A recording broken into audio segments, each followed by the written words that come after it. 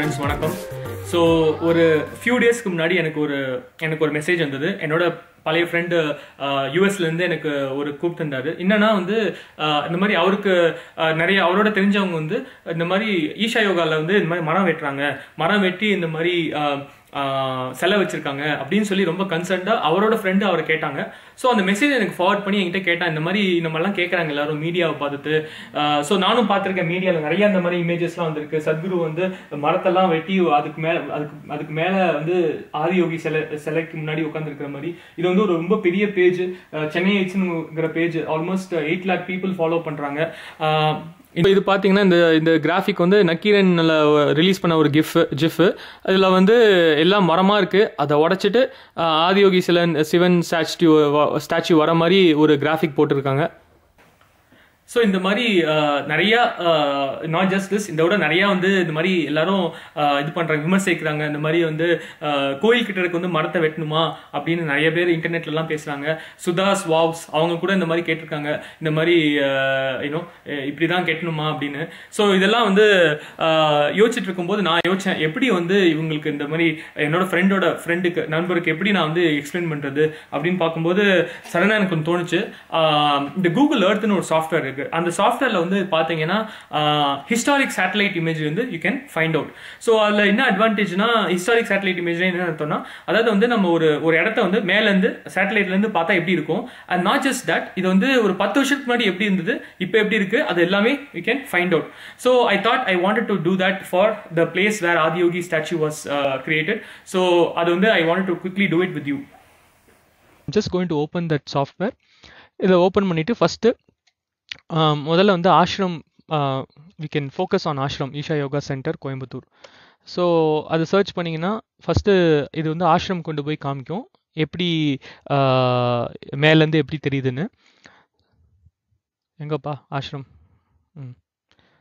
So இதுதான் ashram. So இது current இமேஜிங்க. So as of now this is how it looks, but within ashram I want to see the Adiyogi statue. இது somebody had actually tagged it. So actually நீங்களா lat long லாம் போட தேவையில்ல, ஆட்டோமேட்டிக்கா Adiyogi statue is already been tagged. So இதான் current location for Adiyogi statue. இந்த சாஃப்ட்வேர்ல ஒரு நல்ல விஷயம் என்னன்னா, இதுல வியூல போய் நீங்க historical imagery செலக்ட் பண்ணீங்கன்னா இது இந்த மாதிரி ஒரு ஸ்லைடர் வரும். ஸோ இந்த ஸ்லைடரில் அட்வான்டேஜ் என்னன்னா, you can get the image corresponding to the date. இப்போ latest image for this particular location is basically 31st of January 2016. So as of 31st January இதுதான் இமேஜிங்க. ஸோ இதில் at that point in time obviously Adiyogi statue இருந்திருக்காது. But ஏதோ ஒரு construction zone மாதிரி இருக்குது, அது என்னன்னு தெரியல. பட் ஆலிகேஷன் என்னன்னா, இது ஒரு ஃபாரஸ்ட் லேண்டு அப்படின்னு சொன்னாங்க. இதெல்லாம் மரத்தெல்லாம் வெட்டிட்டு இந்த மாதிரி கெட்டுறாங்க அப்படின்னு எல்லா நியூஸ்லேயும் வந்தது. ஸோ அது கிளியராக இல்லைன்னு புரியுது. ஏன்னா இது எல்லாமே சுற்றி இருக்கிற இடம் எல்லாமே அக்ரிகல்ச்சரல் லேண்ட் தான். இது கொஞ்சம் ஒரு ஃபியூ இயர்ஸ்க்கு முன்னாடி எப்படி இருக்குன்னு பார்க்கலாமே. ஸோ பார்த்தீங்கன்னா 2014 அக்ரிகல்ச்சர் லேண்ட் தான், ரொம்ப கிளியராக அக்ரிகல்ச்சரல் லேண்ட் இருக்குது.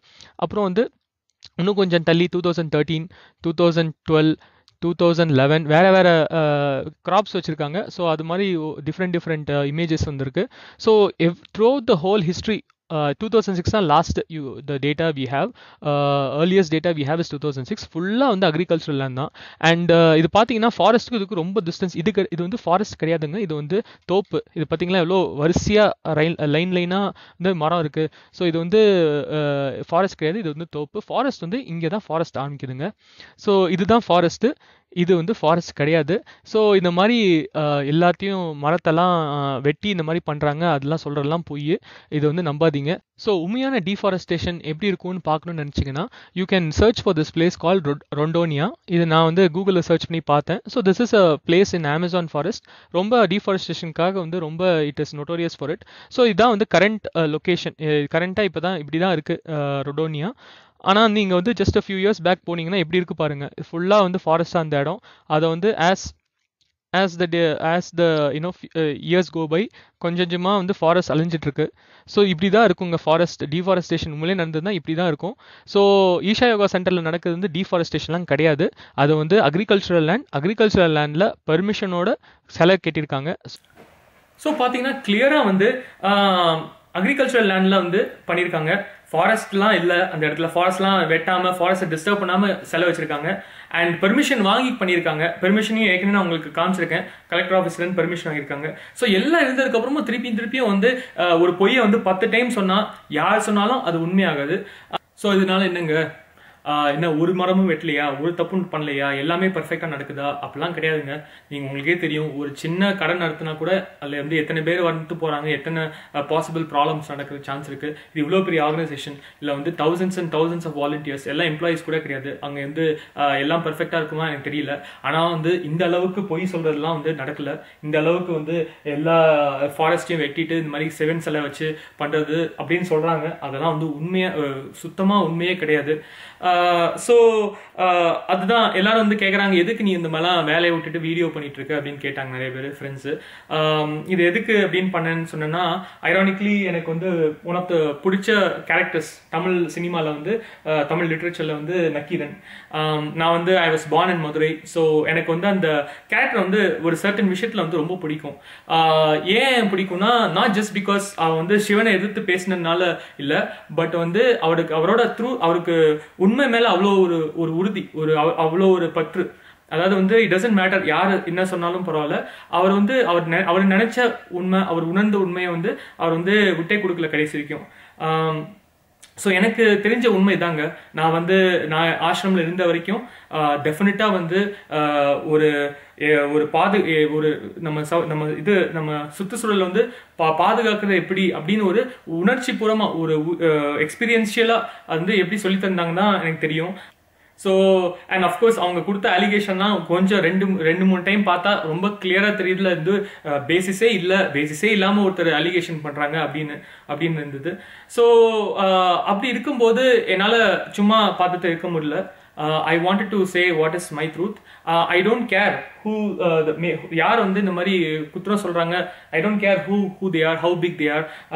ஸோ அவங்கலாம் பார்த்தீங்கன்னா பெரிய மீடியா ஹவுசஸ், தமிழ்நாட்டிலேயே one of the biggest media ஆட்கள். என்னாலாம் அப்படி கிடையாது. I'm just a regular software employee. வந்து எங்கிட்ட 23 சப்ஸ்கிரைபர்ஸ் இருக்காங்க யூடியூப் சேனலில். ஸோ எனக்கு அந்த அளவுக்கு ரீச்சாக இருக்குமா அப்படின்லாம் கேட்டிங்கன்னா தெரியாது, டெஃபினட்டாக இருக்காது. அந்த அளவுக்கு கம்ப்ளீட் பண்ணி மெசேஜ் கொடுக்க முடியுமானா அதெல்லாம் தெரியாது. பட் இதான் என்னோட உண்மை. ஸோ எனக்கு வந்து நக்கீரன்னா இதான் எனக்கு நக்கீரன். எனக்கு வந்து நக்கீரன்னா உண்மையை வந்து பொய்ய குற்றம்னு சொல்றதுதான் நக்கீரன். ஸோ அந்த ரீசனுக்காக தான் வந்து நான் இந்த வீடியோ பதிவு செய்கிறேன். நன்றி, வணக்கம். என்னண்ணா வீடியோலாம் பார்த்தீங்களா? பிடிச்சிருந்ததா?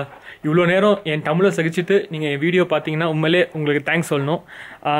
ஸோ இந்த வீடியோ வந்து தயவுசெய்து லாஸ்ட் ஃபியூ டேஸாக உங்கள் ஃப்ரெண்டு ஒருத்தர் இருந்திருப்பார். அதாவது அடிக்கடி இந்த மாதிரி ஈஷா பற்றி நியூஸ் எல்லாம் வந்து ஷேர் பண்ணி ஃபேஸ்புக்கில் போட்டிருப்பாரு. அவருக்கு டெஃபினட்டாக நீங்கள் இந்த வீடியோ போட்டு காமிங்க.